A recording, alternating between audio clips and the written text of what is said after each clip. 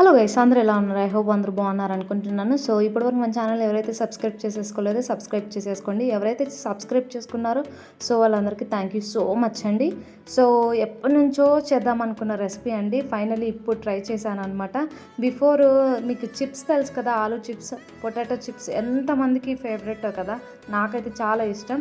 But అది try చేశాను before 2 times, fail అయిపోయిందని చెప్పేసి ఇంకా ట్రై చేయలేదు. మళ్ళీ ఎప్పుడైనా ట్రై చేద్దాం. ఇది మాత్రం ఫ్రెంచ్ ఫ్రైస్ అనమాట.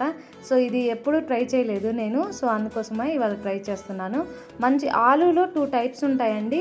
కొంచెం ఎల్లో కలర్ ఉంటాయి ఆలు, చిన్నగా రౌండ్గా ఉండి, అలాంటివి తీసుకోవద్దు. ఈ ఆలు వచ్చేసి ఈ పొటాటోస్ కొంచెం పెద్దగా పొడవుగా ఇట్లా ఉంటాయి అనమాట, అలాంటివి తీసుకోండి.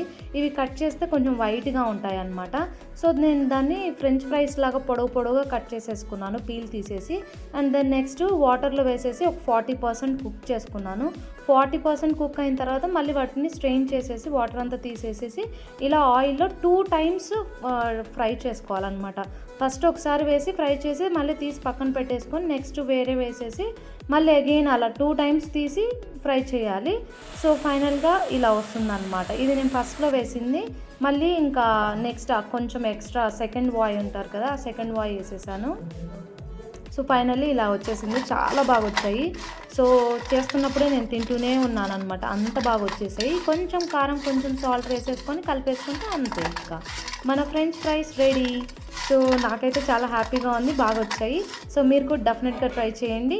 టేస్ట్ అయితే అద్దుర్స్ అని చెప్పొచ్చు. మా వాళ్ళందరూ వితిన్ 5 minutesలో అయిపోయినాయి అనమాట, అంతే ఇంకా. సో మీరు కూడా ట్రై చేయండి. ఈ వీడియో నచ్చినట్లయితే లైక్ చేయండి, సబ్స్క్రైబ్ చేసేసుకోండి.